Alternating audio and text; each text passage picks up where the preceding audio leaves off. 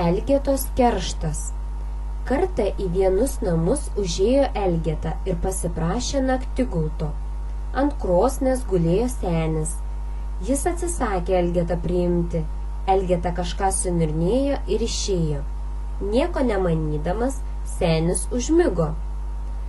Kiek ten jis numegojo ir nubudo, nubudęs nustebo, pilna gryčia vandens.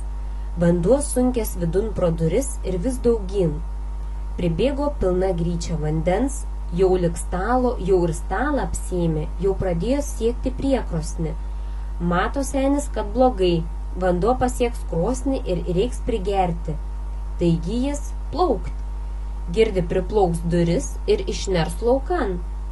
Išskėtęs rankas pasispyrė nuo krosnės ir vandenin. Bet vandens kaip nebūta. Pliumptelėjo senis tiesiai vidų aslins stačia galva. Susitrenkęs ir prasiskėlęs kaktą suprato, kad vandens gryčiui iš viso nebuvo, o tik akių dūmimas, paleistas Elgetos. Taip jis atkeršijo už tai, kad nepriėmė naktigulto.